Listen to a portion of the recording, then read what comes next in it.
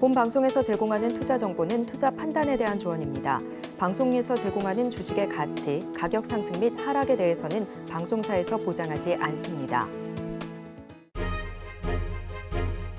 실시간 정보 브리핑입니다. 미 3월 근원 PCE 가격 지수 전월 대비 0.3% 상승, 예상치 부합. 미 연준이 선호하는 물가 지표인 근원 개인 소비 지출 가격 지수가 전월 대비 기준으로 월가의 예상치에 부합했습니다.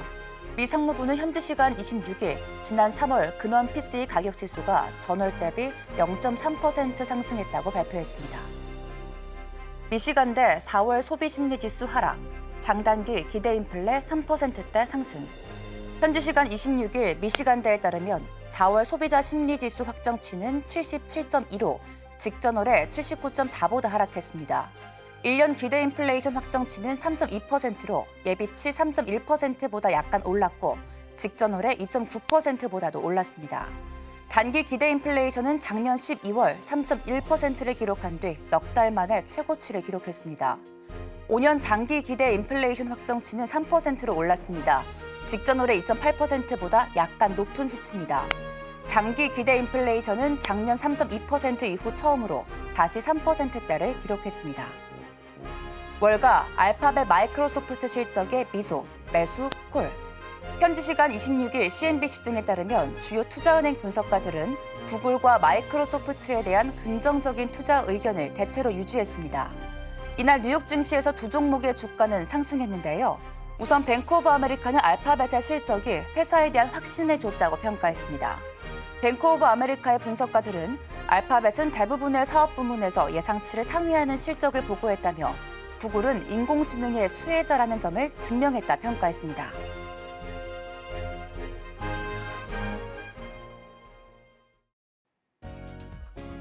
네, 지난주 마지막 거래일 미증시는 3대 지수 모두 상승 마감했습니다. 이 시장이 기다렸던 인플레이션 PCE 데이터가 전망치와 대략 부합하면서 시장을 안도했고 또 이에 더해 빅테크 기업들의 강력한 실적도 지수 상승을 견인하는데요. 마감 상황 살펴보시면 다우지수가 0.4% 올랐고 나스닥과 S&P 500 지수 각각 2%, 1% 넘게 올랐습니다. 그럼 PCE 지표 함께 살펴볼까요? 네, 미 연준의 정책 결정 주요 지표인 이 PCE 물가 지표가 발표가 됐습니다. 변동성이 큰 에너지와 식료품을 제외한 3월 근원 PCE는 전년 동기 대비 2.8% 상승으로 전월 대비 0.3% 올랐습니다. 지난 2월의 상승률과는 동일하지만 이 시장 전망치인 2.7%는 소폭 상회했습니다. 이에 더해 식품과 같은 에너지와 변동성이 큰 항목도 포함된 3월 PCE 물가지수는 전년 동기 대비 2.7% 상승했습니다. 이는 전월보다 0.2% 높아진 것으로 시장 전망치인 2.6%보다 1%포인트 높은 수치가 발표된 건데요. 장기간 이어지고 있는 고금리와 물가 상승이 이어졌음에도 가계가 지출에 제동을 걸지 않는 것은 이 견고한 노동시장이 꼽히고 있습니다. 실제로 지난 5일 미 노동부 발표에 따르면 3월 시간당 평균 임금은 전월 대비 0.3%, 전년 대비 4.1% 상승했습니다. 올 초만 해도 지난달 FOMC에서 기준금리가 인하될 것으로 예상했지만 미국 노동시장이 여전히 뜨거운 데다 인플레이션이 좀처럼 잡히지 않으면서 시장은 오는 6월로 금리 인하 시기를 낮춰 잡았고 이마저도 9월로 미뤄지는 분위기입니다.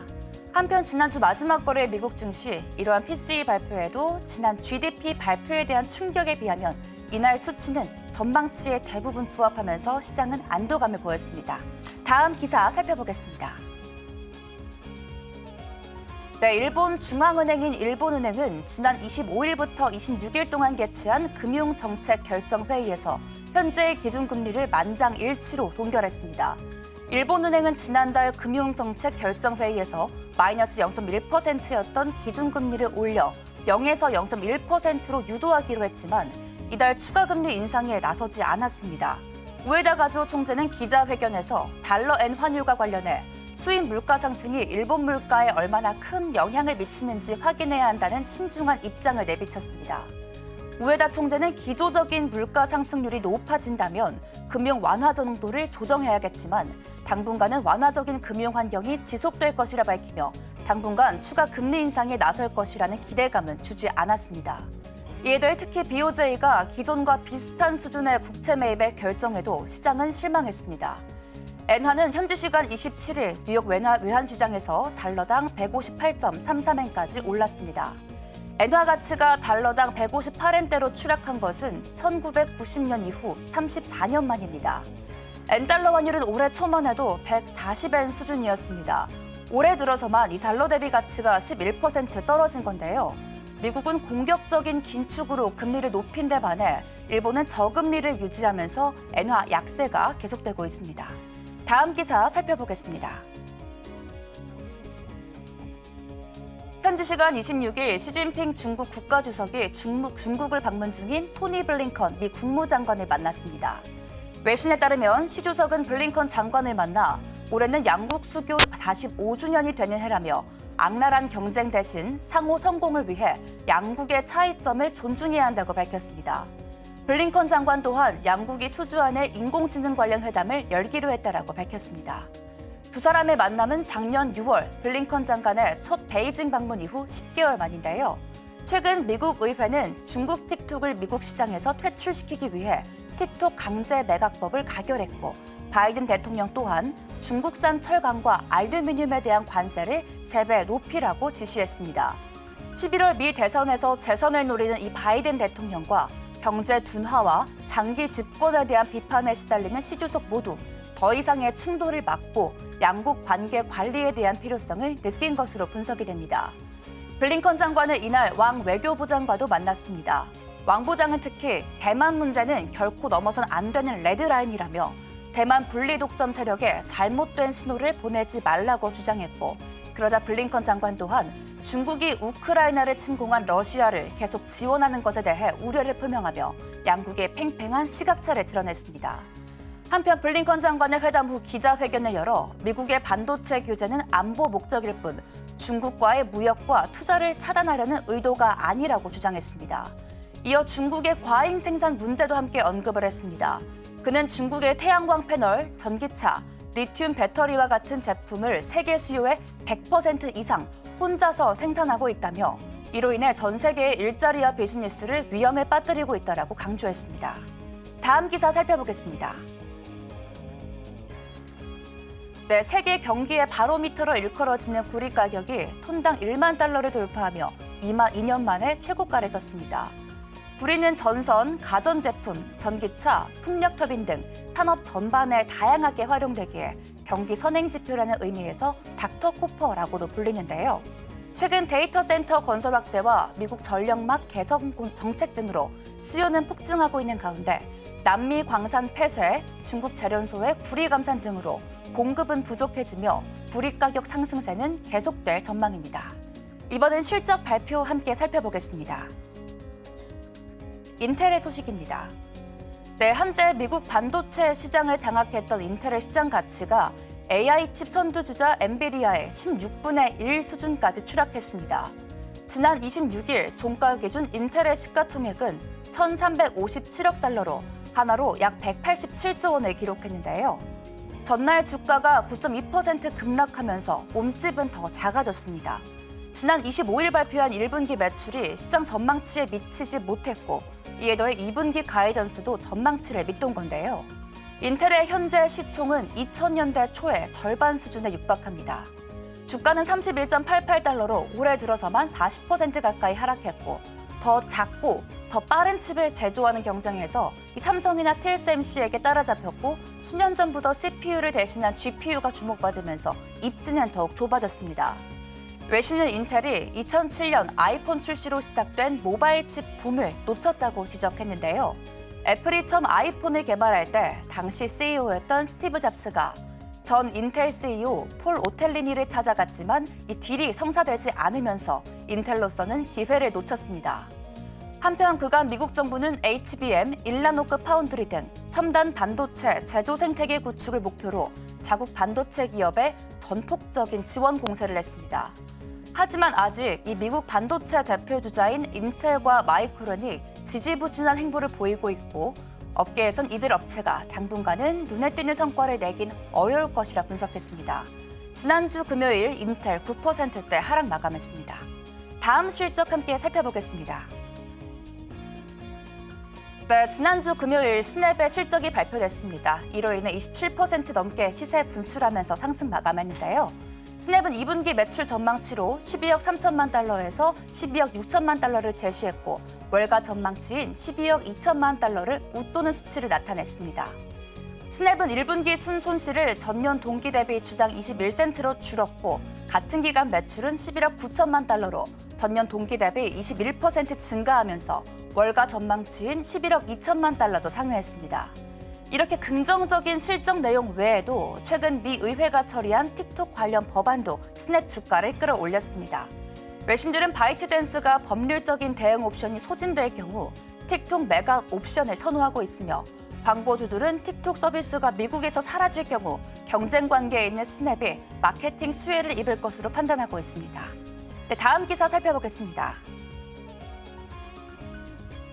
네, 미국의 양대 에너지 기업인 엑손모빌과 쉐브론이 1분기 정제 마진 악화 등의 여파로 전년과 같은 기간보다 저조한 실적을 냈습니다. 현지 시간 26일 각사의 실적 발표에 따르면 미국 최대 에너지 기업인 엑손모빌의 1분기 순이익은 82억 2천만 달러로 작년 1분기보다 28% 감소했는데요. EPS는 2.06달러로 전망치인 2.2달러를 밑돌았습니다. 이에 더해 쉐브론의 1분기 순이익은 55억 달러로 전년 동기 대비 16% 줄었고 EPS는 2.93달러로 전망치인 2.87달러를 상승했습니다. 올해 들어 원유 가격이 상승했지만 이 정제 마진 감소와 천연가스 가격 하락이 이를 상쇄하면서 양사의 실적 악화를 가져왔습니다. 한편 쉐브론은 이날 어닝콜에서 미 에너지 업체 헤스코퍼레이션 인수가 연내 종결될 것으로 기대한다고 밝혔는데요.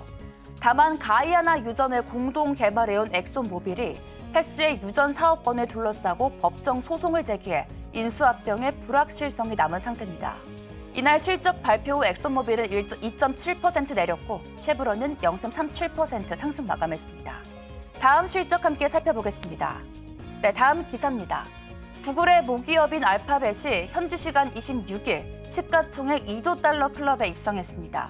하루 전 실적 서프라이즈와 함께 사상 첫 배당금 지급과 자사주 매입 계획을 발표하면서 주가가 10% 넘게 상승한 덕분인데요.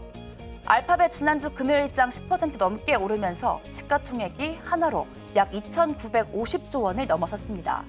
알파벳이 시총 2조 달러를 돌파한 것은 이번이 처음으로 미국 기업 중에선 애플, 마이크로소프트, 엔비디아에 이어 네 번째입니다. 구글이 인공지능 관련 컴퓨팅에 대한 수요가 증가하면서 클라우드 부분의 수익이 기대치를 대폭 상회한다고 밝히며 당초 구글에 대한 시장의 불안감을 해소한 것으로 풀이되고 있습니다. 블룸버그는 또한 미국 증시를 이끄는 M7 가운데 알파벳이 약 23배 가장 저렴하다라고 짚었습니다. 네, 이번 주에도 바쁜 실적 시즌이 계속됩니다. 계속해 해당 소식 서울경제TV와 함께 하시기 바랍니다. 지금까지 외신브리핑 최은당이었습니다.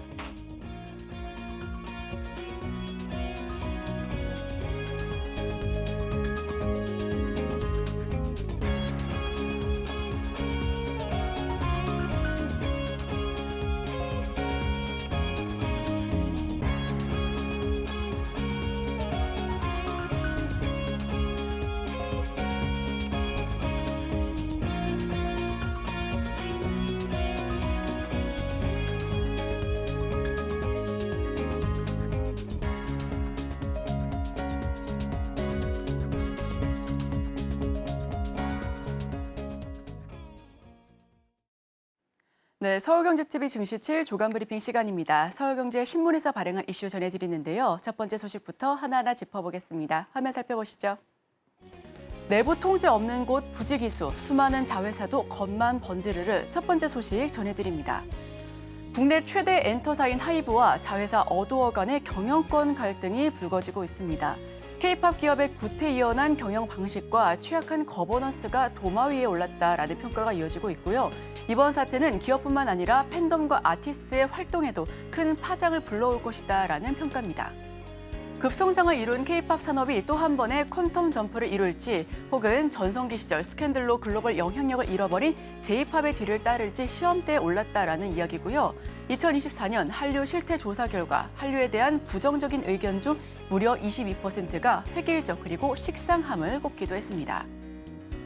지금까지 K-팝의 성공 방정식으로 여겨왔던 K-팝 시스템이 성장의 발목을 잡고 있는데요. 이런 획일성을 해소하기 위해 하이브 등에서 도입한 것이 바로 멀티 레이블 체제였습니다. 이 세계 3대 음반사로 꼽히는 유니버셜 뮤직 그룹, 그리고 소니 뮤직 엔터테인먼트, 위너 뮤직 그룹 등 수많은 자회사들을 두고 독립성과 자율성을 보장하면서 서로 앞다투어 성장을 보였는데요. 각 자회사가 존재하지만 결국 본사의 지시와 계획에 따를 수밖에 없는 것이 도마 위에 오른 부분입니다. 민희진 어도어 대표는 25일 기자회견에서 하이브 시스템에 대한 악순환을 지적하기도 했는데요. 업계에서는 엔터 쪽은 겉만 번지르르 하다며 내부 시스템은 아마추어 수준이다라고 혹평을 하기도 했습니다.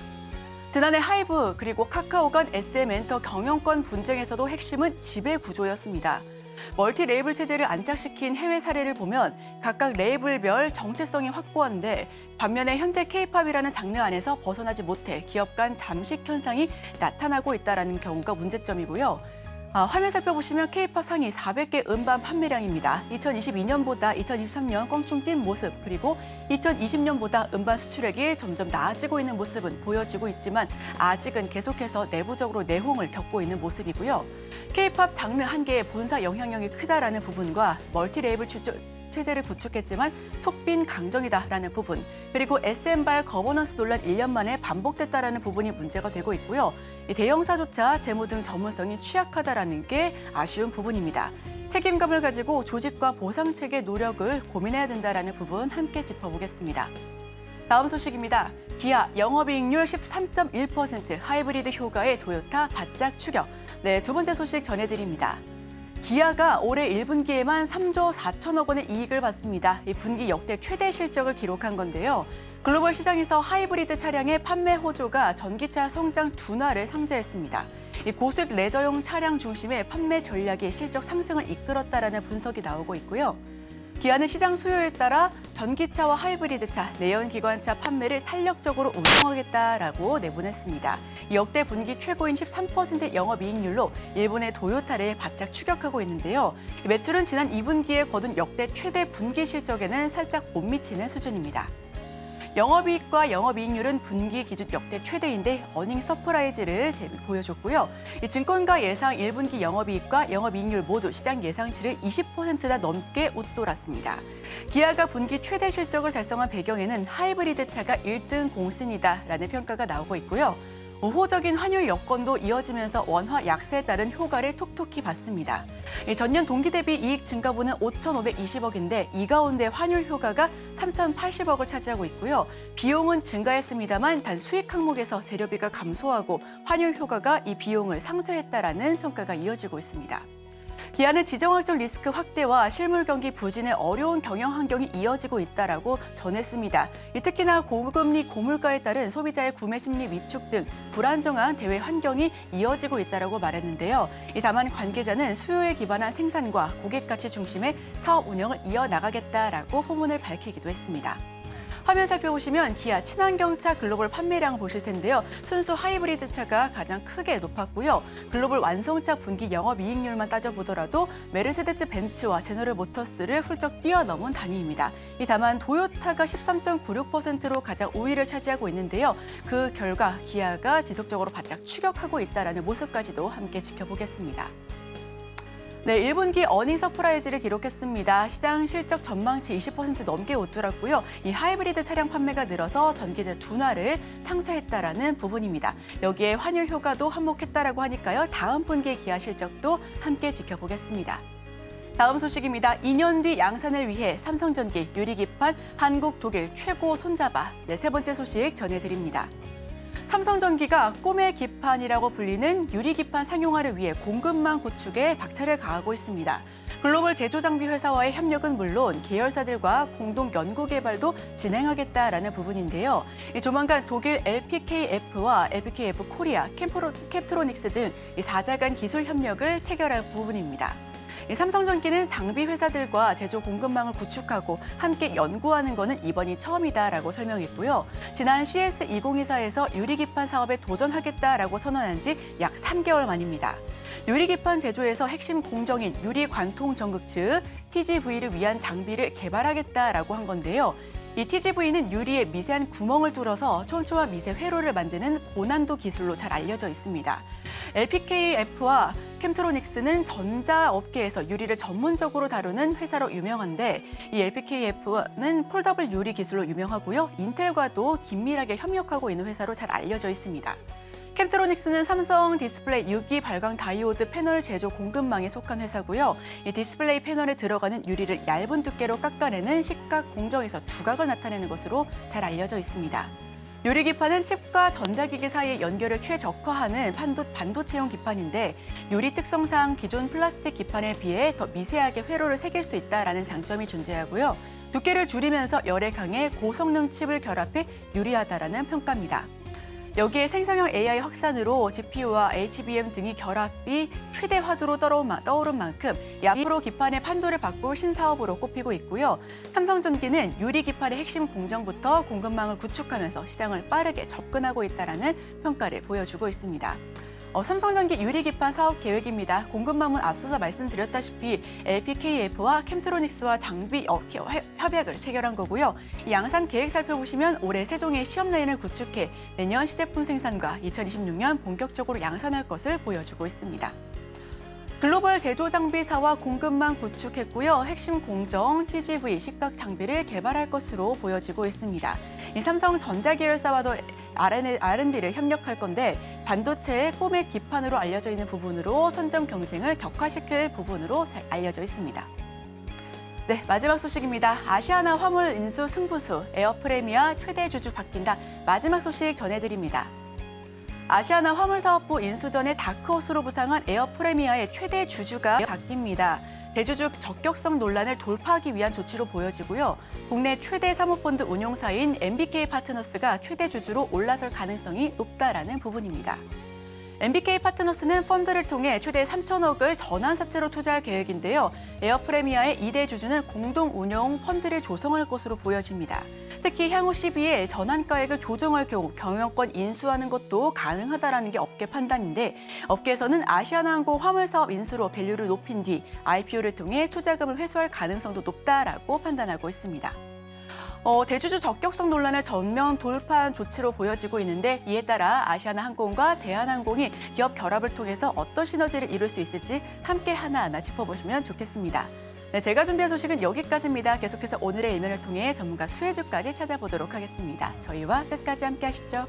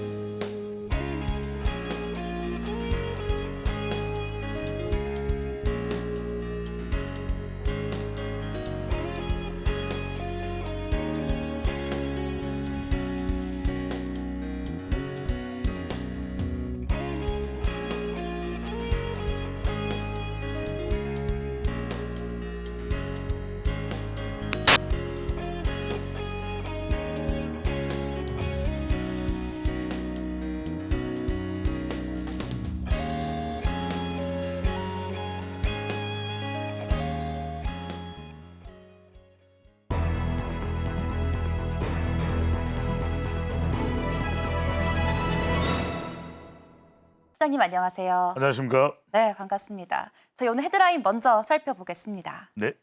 네, 지난주 민희진 어두어 대표의 기자회견으로 시장이 정말 뜨겁습니다. 하이브도 주가가 큰 폭으로 내렸는데 주식 시장에 어느 정도 영향을 주고 있는지 줄지 궁금합니다. 그렇죠. 좀 예상을 했다. 예고된 갈등이다. 네. 이런 이야기가 나오는데 일단 문제는 뭐냐면 시장에 영향을 준다는 거예요. 어도우 바로 이제 산하 레이블이죠. 하이브의 산하 레이블인 어도우의 민희진 대표가 기자회견도 상당히 눈길을 끌었습니다. 주가가 이제 12% 하이브가 이제 곤두박질 쳤고 시총 1조 2천억 원이 증발을 한 겁니다.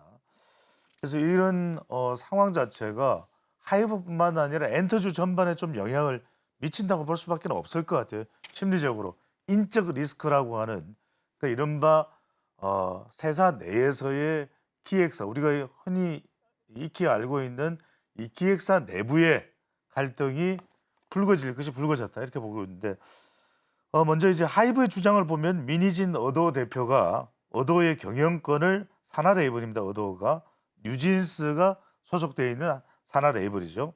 탈취하려는 정황이 포착됐으며 이 과정에 민 대표 측이 뉴진스의 계약 해지 등을 논의한 물증도 확보했다. 이렇게 이제 하이브는 주장하고 있는데 민희진 대표는 기자회견 내용이기도 하죠. 자신의 어도어 지분은 18%에 불과하다. 경영권 찬탈을 계획했거나 의도한 적이 없다. 정면 반박했고 자신에게 불리한 주주 간 계약을 하이브와 재협상하던 중에 갈등이 생겼고 내부 고발을 하자 그에 대한 답변이 감사 형태로 돌아왔다. 이렇게 주장하고 있습니다. 하이브는 민희진 대표를 용산경찰서에 이 업무상 배임 혐의로 고발장을 접수했습니다. 그러니까 이제 수사에 들어가겠죠. 네. 사실 여부에 대해서. 자, 이번 사태가 뭐가 문제냐면 사실 뭐 뉴진스 싫어하는 사람 있습니까? 없죠. 국민 여동생이고 전 세계 애호가들의 음악 애호가들의 여동생입니다. 그러다 보니까 이게 좀 지금 전 세계적으로 여파를 미치고 있어요. 엔터주에 쏠릴 자금이 하이브가 아니라 SM이나 JYP 쪽으로 갈 수도 있는 거 아닌가요? 그렇죠. 그래서 이 부분이 이제 중요한데 일단은 이 갈등이 계속 번지고 있다라는 것만큼은 네. 분명하게 말씀을 드려야 될 것 같아요. 왜?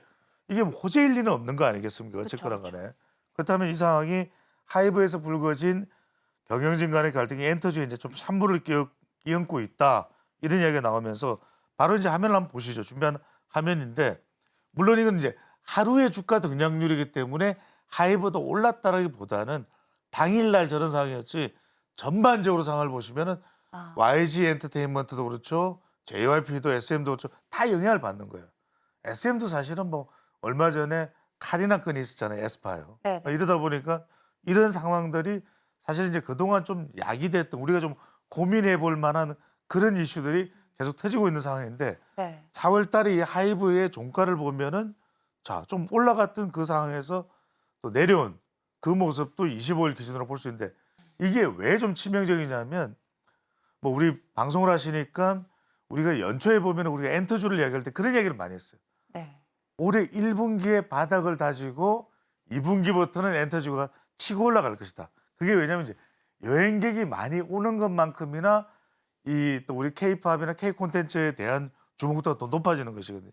그런 걸 생각하면은 그동안 이런저런 일들이 많았지만 어쨌거나 간에 2분기에는 좋을 것이라고 앞다투어 전망을 하고 있는 상황에서 이 상황을 터졌기 때문에 그만큼 JYP부터 시작을 해서 JYP는 뭐 일본의 현지 이제 보이그룹을 론칭하려고 했었고 SM은 NCT 드림 오늘 뭐 다 나오네요. 에스파까지 또 컴백도 앞두고 있었고 뉴진스는 또 뭐 지금 그래도 계속 활동이 이어지고 있습니다. 멈춘 건 아니에요. 그래서 그런 면에서는 상당히 기대를 했었던 2분기였는데 살짝 예상과는 다르게 가고 있는 상황이긴 합니다. 네, 또 이어서 뉴진스 사태에 두 가지 시선이 존재하는 것 같습니다. 이 방시혁 사단의 무리한 욕심으로 결정적인 타격을 입었다. 또 두 번째는 언젠가는 마주할 갈등 요인이었기 때문에 거시적으로 봤을 때는 큰 영향이 없을 것이다. 소장님은 어떤 시선이 더 가깝다라고 보실까요? 그렇습니다. 이거는 제가 앞서 조금 요 관련된 부분을 설명을 드렸으니까 네네. 이쪽으로 조금 넘어가는 게 좋을 것 같아요. 그러니까 네네. 단기간 타격은 좀 불가피한데 지금 네. 방금 전에 말씀하신 두 가지 시선 중에서 그래서 지금 전문가들도 그렇고 정시 분석하는 전문가들도 그렇고 그러면 이게 계속 큰 데미지로 남을 것이냐. 마상 정도는 뭐 크겠죠. 저건 네. 마음의 상처는 아닙니다. 하지만 여기에서 벗어나서 다시 한번 제도에 관한 좀 기점이 될 것이다라는 이야기들을 많이 해요. 그런 이유를 먼저 보면 하이브의 주식은 연일 하락을 했지만 6월 이후에 이제 단기 반등되면서 하반기 쪽으로 옮겨가면서는 오히려 더 약진할 수도 있다. 이런 분석도 나옵니다. 왜? 악재를 털어내니까. 어쨌거나 간에 이 문제가 뭐 질질질 갈 일은 아니에요. 뉴진스를 보더라도. 왜냐하면 민희진 대표도 뉴진스가 망가지면 본인 스스로도 엄청난 타격입니다. 그렇죠. 그런 만큼 그 부분에 대한 공통분모는 있습니다. 그래서 전문가에서는 하이브 내부 갈등 이슈가 향후 주가에 미치는 영향은 좀 제한적일 것이다. 전체 하이브의 매출 구조를 보더라도 뉴진스가 차지하는 이 어도 매출 비율이 한 10% 정도 돼요. 그러면 90%는 여전히 작동을 한다. 물론 우리가 뉴진스 너무 좋아하기 때문에 뉴진스가 타격받는 것으로 있는 우리의 마음의 매출의 감소는 더 큽니다. 하지만 그럼에도 불구하고 그 정도까지 심각할 정도는 아니다라는 것이 지금 대체적으로 나오고 있는 전망인데 올해 하이브 내에서 어도에 조금 전에 말씀드렸는데 영업이익 기여도가 한 14%, 올해 실적으로 또 다시 좀 재분석을 해보면 한 10% 정도 되니까 이게 결정적이지는 않을 것이다 라는 얘기가 나오고 또 단기적으로는 좀 복수적인 영향이 있을 수 있는 멀티플 영향이 있겠지만 롱텀 뷰는 변화가 없어. 왜? 그러려면 완전히 우리 K 콘텐츠에 대한 한류에 대한 이 바람 자체가 K-팝이 완전 꺾여야 되는데 그건 아니고 외신에서도 나오는 이야기는 빨리 좀 뉴진스 또 SM, 에스파 다 한국의 그 좋아하는 선호하는 그룹들이 다 다시 한 번 더 도약했으면 좋겠다라고 하는 그 팬들의 바람이 있어요. 빨리 또 BTS도 복귀했으면 좋겠다는 목소리도 매우 높잖아요. 아미 팬들에 따르면 이런 부분들이 결정적인 치명적 영향까지는 가지 않을 것으로 보입니다. 오히려 이번 계기로 잘 다듬어서 엔터주 전반이 그렇죠. 좀 좋은 모습을 보였으면 예. 하는 마음도 있습니다. 또 하이브의 결정적인 리스크가 되지 않을 것이라고 하니까 또 어느 정도 안심은 또 되네요. 또 우선은 저희 방탄소년단으로 승승장구한 하이브가 이제 이번에 경영 논란이 일으키면서 또 안정적인 CJ ENM에 대한 시선을 또 돌려가고 있습니다. 그렇죠. 여기에서 이제 투자자 입장에서 볼 때는 그러면 어떤 엔터주는 또 좋을 수도 있거든요. 네. 그러니까 이런 엔터 위기 속에 빛난 CJ ENM이다. 왜? 대기업이고 좀 홍역을 겪을 것들은 예전에 우리가 여러 가지 또 프로그램과 관련된 논란 등을 통해서 거쳐갔잖아요. 그러니까 네. 이제 CJ ENM은 조금 더 완만한 상승세를 유지할 것이다. 이런 전망이 나옵니다. 엔터 관련주 중에서 CJ ENM은 지난 한 주 동안에 상승을 했어요. 그래서 다른 지금 YG나 또는 JYP나 SM이 고전을 면치 못하고 있는 상황에서 조금 다른 성격인 CJ ENM은 뭐 주간 기준 상승률 엔터주 내에서는 뭐 1위를 기록할 정도입니다. 물론 이제 전체적인 우리가 차트를 볼 필요도 있겠습니다만 또 하나 좋은 희소식이 뭐냐면 미국 빌보드 빌보드 코리아와 손을 잡았어요. 이것도 새로 사업을 확장할 수 있는 또 호재가 될 수 있다. 이런 전망과 분석이 나오는데 우리가 CJ ENM 하면 이거 하나만 기억하시면 되잖아요. 뭡니까? 마마. 마마. 딴 거 없어요. 마마입니다. 자, 마마 어워즈는 K-팝 아티스트라면 계속해서 CJ ENM의 일종의 성장 동력으로서 유지가 되고 있고 한 번도 끊어진 적이 없잖아요. 그렇죠. 코로나 국면에서도 어떤 식으로든 형식을 바꿔서 연결이 된 만큼 그런 또 M 카운트다운도 있고 여전히 채널 파워도 있습니다. 자, 이걸 보시면은 한때는 30만 원까지 가까이 갔었던 CJ ENM이 많이 꺾였죠, 그동안. 네. 여러 가지 이유로. 하지만 그럼에도 불구하고 저희 2024년의 초반 부분을 보십시오. 조금씩 등락은 거듭하지만 우상향하는 그래프죠. 저런 부분에 좀 더 주목을 해보실 필요가 있을 것 같습니다. 네, 사업 확장 호재 갖고 있는 CJ ENM도 함께 주목하시면 좋을 것 같습니다. 뭐 아까도 미리 언급을 했지만 또 SM이나 JYP 지금 들어가도 괜찮을까요? 그렇다면? 그래서 SM과 JYP가 그러면 나쁘냐? 네. 그것도 아니에요. 그래서 SM도 카카오와 또 이 하이브와의 경영권 분쟁으로 상당히 또 시끄러웠었잖아요. 그렇죠. SM이 이수만의 SM입니다. 근데 JYP, 박진영의 JYP인데 JYP에 좀 주목을 해볼 필요가 있다는 이야기가 나와요.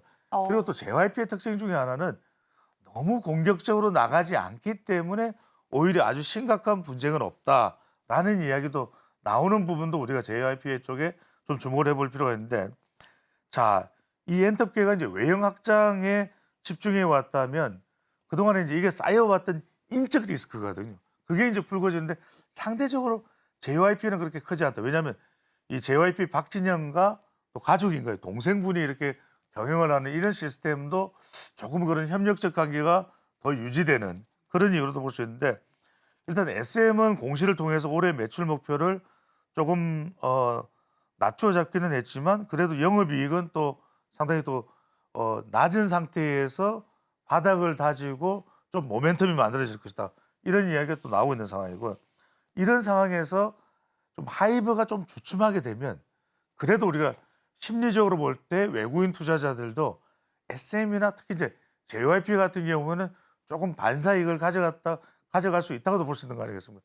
이런 상태에서 여러분들이 엔터주 내에서 CJ ENM 또는 하이브가 좀 주춤한 상황에서 JYP, 트와이스도 있죠. JYP나 또 SM 쪽을 좀 한번 눈여겨보셔도 좋을 것 같아요. 자, 보시면은 이게 이제 JYP 차트인데 잘 나갈 때는 물론 최고점은 한 15만 원 가까이 됐습니다. 물론 내려오기는 했지만 지금 하이브가 어려움을 겪는 가운데에서 JYP는 아주 큰 분쟁은 없다. 이런 걸 생각해 보면 조금씩 우리가 바닥을 다지고 2분기에서 하반기로 가는 지점에서는 오히려 JYP 쪽도 상당히 탄력을 받을 수 있다는 점도 엔터주 내에서 투자 고민을 하시는 분들은 좀 더 눈여겨보셔도 좋을 것 같아요. 왜냐하면 JYP 같은 경우에는 최근에 조금 주춤한 게 이제 걸그룹 쪽이 조금 주춤하긴 합니다.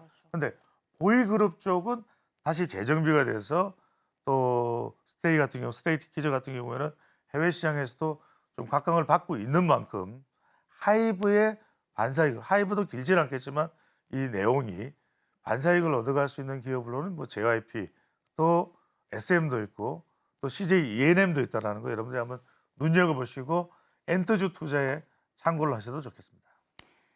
네, 말씀 감사합니다. JYP까지 이렇게 함께 꼽아주셨습니다. 지금까지 인사이트K 배종찬 소장님과 함께했습니다. 소장님 고맙습니다. 감사합니다.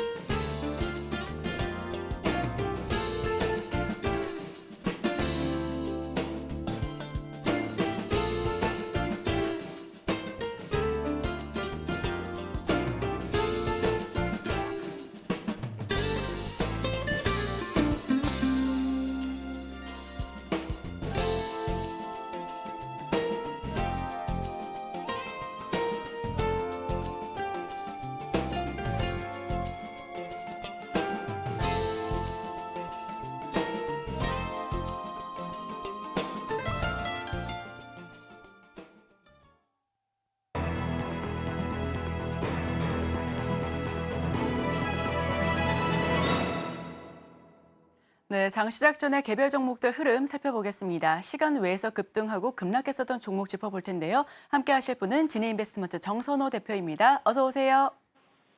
네, 안녕하세요. 네, 대표님 우선 먼저 시간 외에서 급등했었던 종목 탑5 살펴보겠습니다. 또 그중에서도 어떤 종목 오늘 장에서 더 주목해야 될까요? 일단은 지난 금요일 같은 경우 SNS 관련되어 있는 반사이익 수혜주들이 좀 많이 올랐다라고 보시면 좋을 것 같아요.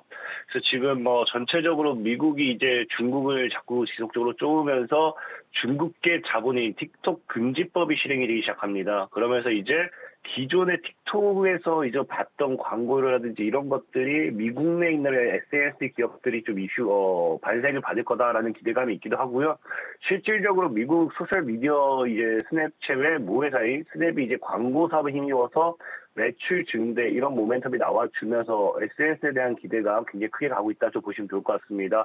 또 여기 추가적으로 이제 삼성 같은 경우가 2026년도 뭐 양산을 위해서 유리기판 양산을 위한 이 동맹을 맺었다. 동맹 체결 관련되어 있는 소식이 또 유리기판 관련되어 있는 종목들에게 또 좋은 움직임, 호재로서 작용하는 거 우리가 확인해 보실 수 있습니다. 그래서 시간에서 움직였던 종목들 같은 경우는 첫 번째로는 일단은 블레이디를 먼저 볼 수 있어요.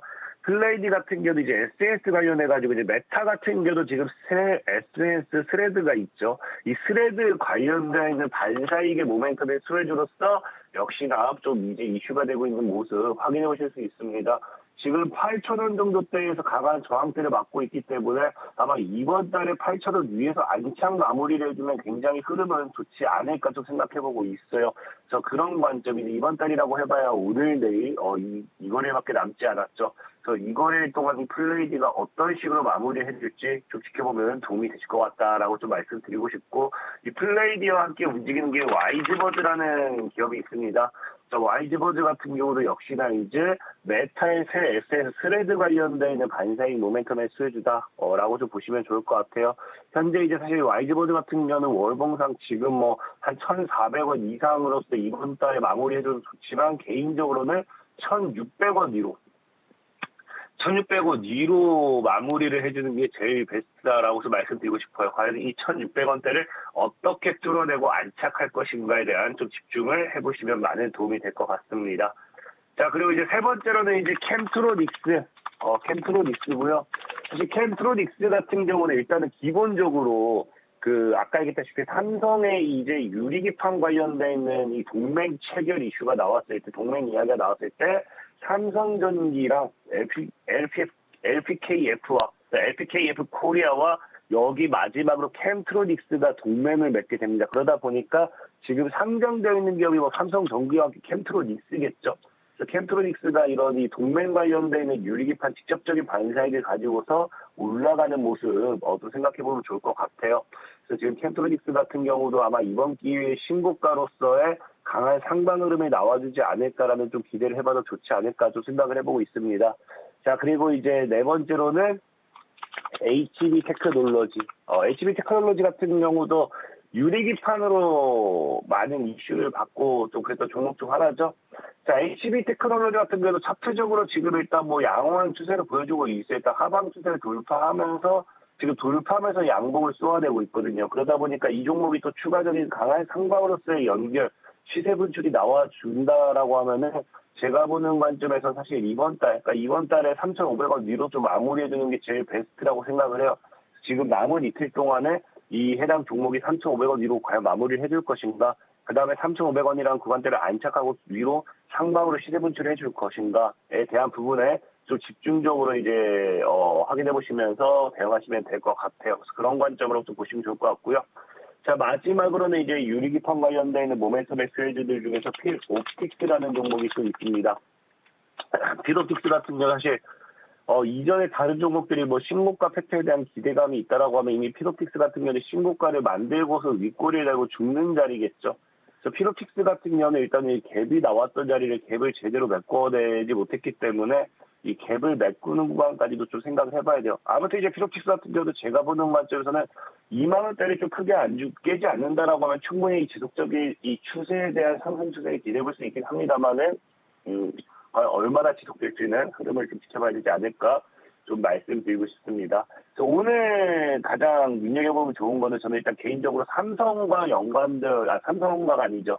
이제 이 틱톡에 대한 이런 아까 얘기했듯이 중국계 자본이 빠져나간다면서 그 반사익을 바로 받을 수밖에 없는 이제 새 SNS 관련돼 있는 모멘텀의 스웨이즈를 좀 눈여겨보면 좋을 것 같다라고 좀 말씀드리고 싶고, 여기서 제일 집중해서 봤으면 좋은 거는 YG버즈를 좀 말씀드리고 싶어요. YG버즈 사실 이 어떠한 이슈를 떠나가지고 제가 예전에 얘기했지만 스펙 합병 상장주입니다. 스펙 합병 상장주가 2,000원 아래에 있을 때 그냥 사놓고 기다리면은 한 번은 2,000원까지는 올라간다. 그럼 지금 자리에서 충분히 2,000원까지 시세 차익을 노려볼 수 있지 않나 좀 생각해 보면서 YG버즈 눈여겨보시라 말씀드리겠습니다. 네, 시간 외에서 급등한 종목들, 우선 틱톡 반사익 수혜주와 SNS 모멘텀이 있는 그런 종목들 살펴봤고요. 추가적으로는 유리기판 관련된 모멘텀이 있는 종목들도 살펴봤습니다. 여기에 오늘장에서 조금 더 주목해 볼 만한 종목은 YG버즈로 우선은 꼽아주셨는데요. 자, 그렇다면 시간 외에서 급락한 종목들도 살펴보겠습니다. 급락 종목 탑5와 함께 오늘장에서 조금 더 유의해야 하는 종목, 어떤 종목이 있을까요? 일단 시간에 급락했던 종목들 같은 경우는 추가 상장 물량 리스크가 있는 종목들이 조금 보이기 시작했어요. 그래서 첫 번째로 이제 샘CNS라는 종목이 있는데, 샘CNS 같은 경우는 이제 전환청구가 12 행사를 합니다. 그러니까 전환청구 행사를 하게 됐는데, 이 샘CNS가 전환가액이 지금 5,000원대예요, 5,000원대. 5,465원 정도로 확인되고 있고요. 그러다 보니까 지금 자리에서 얼마든지 시세 차익이 나오기 때문에 차익 물량이 나오는 거 아닌가 라는 이런 이 공포 심리가 조금 나와주면서 시간에 움직이는 모습들 확인돼보고 있다라고 좀 말씀드리고 싶고요. 자, 그 다음에 두 번째로는 이제 CNR 리서치입니다. CNR 리서치 같은 경우도 12 전환이죠. 이 12 전환이고, 이 12 전환에 따른 이 CNR 리서치 같은 경우가 1,000원인데 1,000원. 1,000원인데 지금 이 물량이 1,000원에서 2,000원대 간다라고 하면 거의 2배 정도 올라가 있는 구간대예요, 2배. 그러니까 역시나 2배 올라가 있는 구간대에서는 얼마든지 차익으로서 매도 포지션을 취할 수 있다 해서 이 매도 물량이 좀 빠지는 모습이다라고 좀 말씀을 드리고 싶어요. CNR 리서치 역시도 한번 이렇게 하락에 대한 모습, 매물 출회되는 거 확인해 보실 수 있다라고 좀 말씀드리고 싶고요. 자, 그 다음에 세 번째로는 이제 코오롱 코오롱 모빌리티입니다. 코오롱 모빌리티고요. 이 코오롱 모빌리티 그룹 같은 경우가 지금 사실 이 코오롱 모빌리티 그룹이 빠져야 될 엄청난 악재는 나오는 거 아니에요. 코오롱 모빌리티 우선주, 그룹의 우선주가 단기가율 종목 연장으로 넘어가요. 단기가율 종목 연장.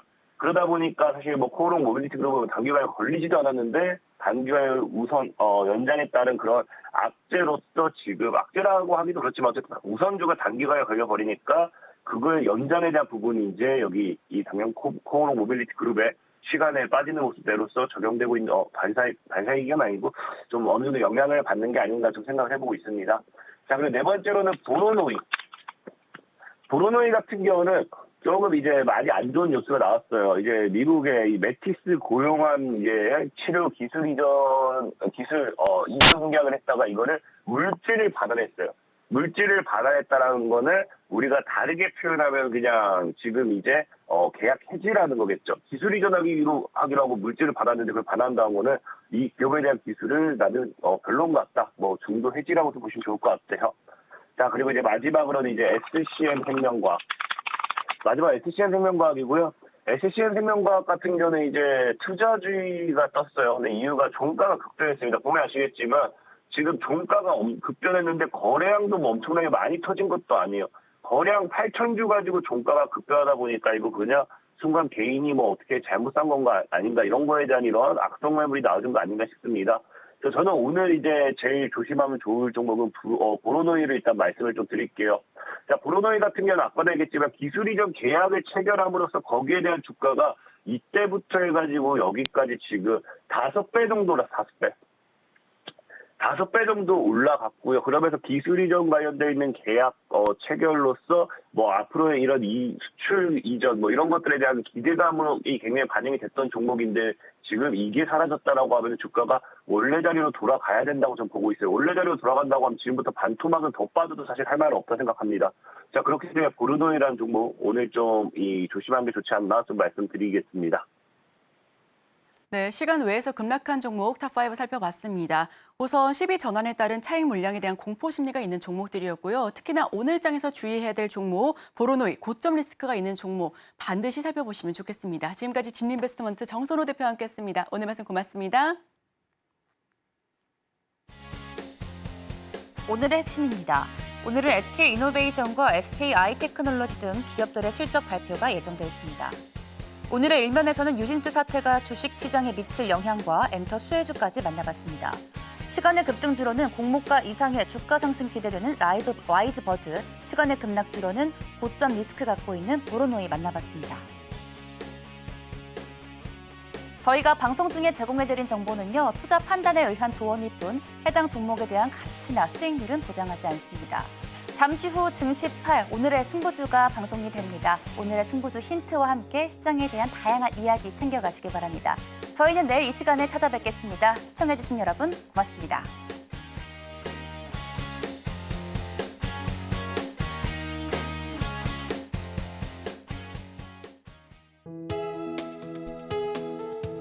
본 방송에서 제공하는 투자 정보는 투자 판단에 대한 조언입니다.